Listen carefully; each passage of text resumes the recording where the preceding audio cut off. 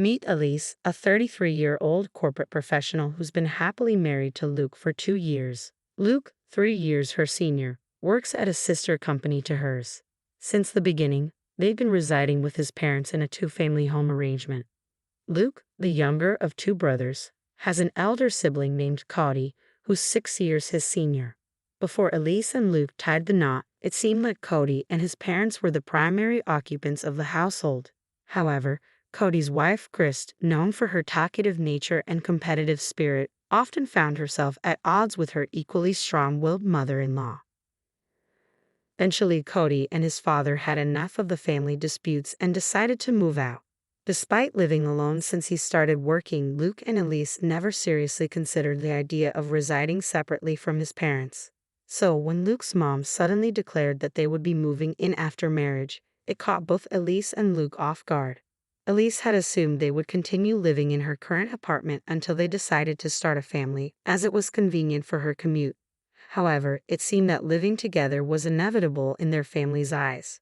Although the idea initially unsettled them, they realized that the commute wouldn't differ much whether they stayed at Luke's apartment or his parents' house. Besides, the ancestral home, crafted by Luke's grandfather, boasted both a main house and a guest house, promising ample privacy. Reluctantly, they agreed to move in. However, Elise soon found herself regretting the decision. Luke's mother, in her mid-60s, began complaining about back pain and dizziness, leaving all household chores from cleaning to laundry and shopping squarely on Elise's shoulders. As a full-time worker, even sharing chores with Luke barely managed to keep our lives and his parents' lives in order. Then, an unexpected financial burden hit us. Firstly, the guest house needed serious renovations. Initially appearing livable from the outside, stepping in revealed a dire need for more than just patch jobs. The bathroom, kitchen, roof, floors, everything showed significant wear and tear. Yet it was our space, and naturally, we committed to paying for the renovations. What caught us off guard was when my mother-in-law demanded the same renovations for the main house upon seeing the newly refurbished guest house. It seemed inconceivable to fix up our space and leave them in a rundown place. However, we couldn't afford to do everything all at once. Why is Elise working then? To support us, her in-laws? My mother-in-law questioned.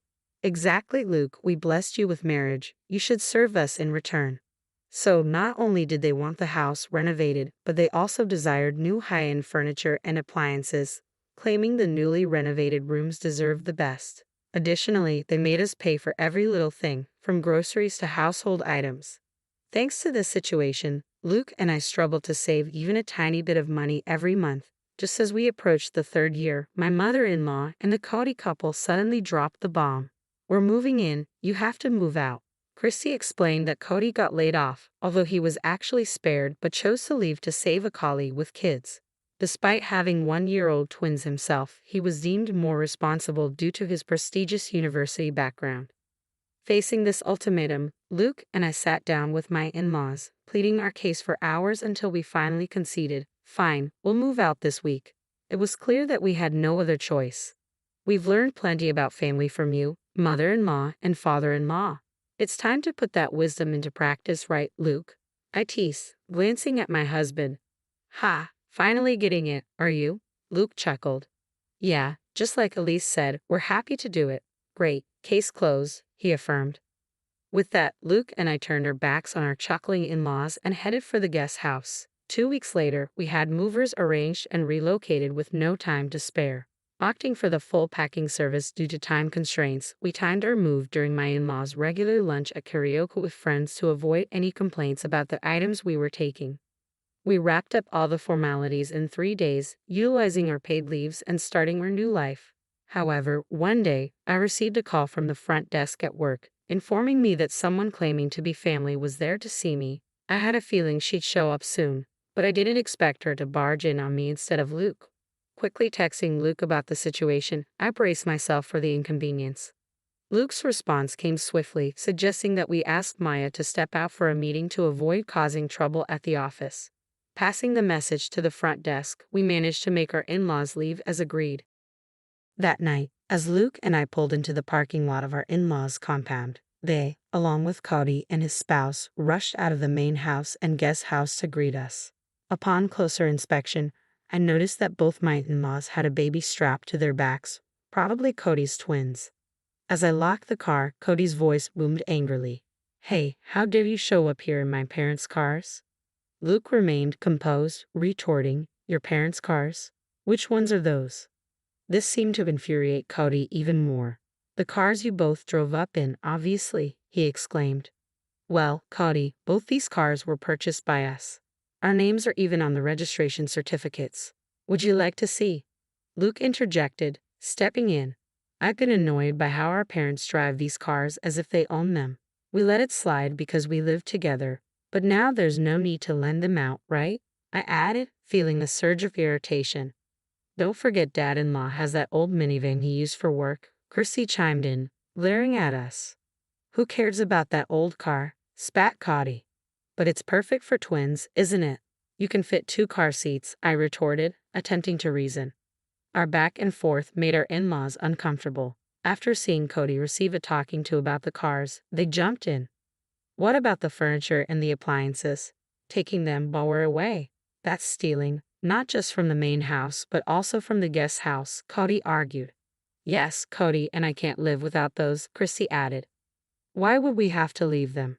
Look, I get what you're saying. We're using the guest house anyway. But there's no reason to dip into the main house too, Luke reasoned. Why isn't that stuff we all pitched in for? I asked, trying to understand their logic. Such arrogance. Even so, once you gave it, it's ours, father-in-law fired back. Whoa, hold on. We never gave you anything. We just lent it. There's no memory of us ever saying we're giving it to you, and there's no transfer of ownership on paper, Luke countered, shocking both our in-laws.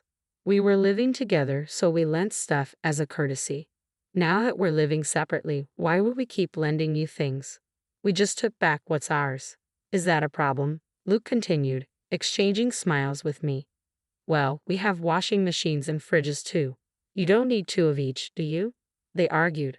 Exactly, so why not lend it to us again? Wherever you've moved, stuffing everything into a small space will just make it even more cramped, Luke concluded. We exchanged grins, acknowledging our cramped living situation. True, we're pretty packed right now, I admitted. Absolutely, it's a tight fit, Luke agreed. Chrissy began, in that case. But we cut her off. Remember, it's a storage room, so it's supposed to be cramped, I chuckled. Exactly. Until the official contract is done, this is how it has to be, Luke concluded. This left Cody and our in-laws utterly confused. Then Luke dropped a bombshell. Oh, by the way, both of us are moving to Boston next month. Luke smoothly explained that we had both originally been offered positions at the corporate headquarters but had turned them down because we were living with my in-laws. However, now that the obstacle of living with them was removed, we had both accepted the transfers and happily received internal notifications for positions at the corporate headquarters. Even better, if all went well, we could be working there till retirement. As luck would have it, Luke's colleague, who was going overseas for an extended period, wanted to sell his high-rise condo. Everything fell into place quickly. You guys are going to live in a high-rise condo in Boston? Man, life sure does throw some curveballs, doesn't it? Cody remarked. Totally. If Cody and the gang hadn't told us to move out so they could live here, we wouldn't have stumbled upon this jackpot, I replied. But how could we even afford a high-rise condo? That seems unreal, Chrissy questioned. That's thanks to Elise's dad. He provided the down payment, Luke revealed. Elise's dad just gave you the down payment? Cody asked, surprised. Yes, my sister is inheriting the family property, so this is sort of a trade-off. Plus, a previous owner asked if we could hold on to his modern altar until, upon my return to the country, I proposed lowering the asking price, and he agreed, securing a significant discount.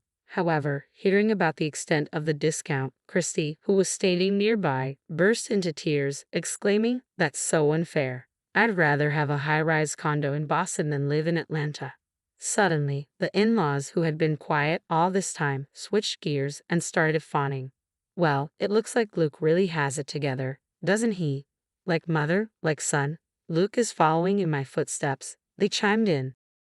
Ignoring their comments, Luke turned to me and said, living in a high-rise in Boston, everyone's going to be so jealous. When are you moving? We must visit. If we're going to Boston, you should come too, I suggested. The idea seemed to intrigue them. However, the mood shifted when Cody and Christy stopped their arguing and snapped at the in-laws. "What are you talking about? Cody's being downsized, so you're going to have to support us. Plus, until I find another job, Christy will have to go back to work early from her parental leave. You'll have to take care of her household chores and the twins," they confronted. As tension mounted, Cody and Christy marched up to the in-laws who were carrying the twins. The babies, sensing the tension, started crying, waking up the entire neighborhood. Noticing the neighbors gathering at a distance from the garage, the in-laws turned beet red. Luke finally intervened, addressing Cody and the others. "Stop just standing there. Exactly, these guys are trying to take advantage of us, your parents." Luke's laughter echoed as he continued, "So, this is like a battle of wits between a raccoon and a fox, huh?" Turning to the bewildered faces around him, he grinned and explained, "If both couples, us and you, don't work, our family finances will collapse next month." Fuming, Christy asked what this meant. I chimed in, "Christy, you thought if Cody lost his job and you moved into the in-laws' rental home, you could just push the utility bills and groceries onto them, right? Well, our income was running this house and you can't count on it anymore." "I've never heard about this, exactly what we're telling you now," I admitted, puzzled. "Oh, and you'll also need to help with the mortgage payments for the house renovation. It's in father-in-law's name," Luke added. "Why is it in his name?" I questioned, catching the in-laws off guard. Luke took over, explaining, "I wanted the loan in my name since I was paying for it, but Dad insisted it would be shameful. So we used this property as collateral. Until now, we've been transferring money into Dad's account to cover the loan. Cody, you'll need to chip in starting next month." Of course, the in-laws and Cody were against it, but Luke firmly declined to continue payments. "We're going to give up the inheritance. So, Cody, as the one who will inherit, you better take good care of your parents and the family home," I firmly told him. "But children are still obligated to take care of their parents, right?" my mother-in-law insisted. Luke brushed it off, saying, "Well, considering we've been covering your living expenses and loan payments for the past 2 years, I'd say that pretty much balances out any future caregiving costs I'd have as a son, don't you think?" "Let's go home, love," Luke said, looking at me. "Goodbye, everyone. I doubt we'll meet again." "Take care," I said, bidding farewell. The next day, Luke and I sold off the furniture and appliances we had moved from the main house, along with 2 cars we wouldn't need anymore. When Chrissy texted us asking for them, I simply replied, "Why?" and blocked her. After that, the special leave granted for our job transfer wasn't enough, so we had to use up our remaining paid vacations to finally finish moving into the apartment. Buying the high-rise condo would take more time, so for the first year, we decided to rent, thanks to the generosity of my boss who owns the place. As the weekend arrived, bringing a bit of calm after the storm of recent days, we gazed at the city lights, and Luke broke the silence. "I know I've been a hassle this time, but thanks for sticking with me," I said, feeling grateful for Luke's patience. "What's with the formal tone all of a sudden?" Luke joked, but then his expression turned serious. "When we first got married and the idea of living together came up, I should have thought things through. But back then, I was just happy you chose me over Cody, who I'd been compared to since we were kids." He continued, reflecting on how we had mindlessly followed his parents' wishes until they told us to move out to make room for Cody and his family due to the company restructuring. It struck me, how could they say that after being such a burden on us financially and otherwise? Luke wondered aloud. "And then I thought about how much your parents must worry about you given your situation." He explained that he sent an apology email to my parents, and their response was heartening. "If we promise to make our daughter happy in the future, the past can be forgiven." Encouraged by this, when they discussed the down payment, they lent it to us without a hitch. Luke made a promise to do everything in his power to protect our life together, just the 2 of us and our future children, if we were blessed to have them. However, on the other hand, it seemed my in-laws were struggling. Despite pulling from their retirement income, they could barely afford the loan for the home renovation. With Cody's attempts to find new employment proving futile, they were forced to make do with Chrissy's salary now that she had returned to work. Arguments were frequent, often loud enough to hear outside the house. A former colleague even reached out to me, mentioning gossip about them skipping town, as they had cut off all contact with Luke and me. They even resorted to reaching out to my parents, but my dad immediately changed his phone number, seeing it as a small but significant step, given how they had belittled my family and neglected pre-marriage courtesies. Now, they had almost no way to get in touch with us. What goes around comes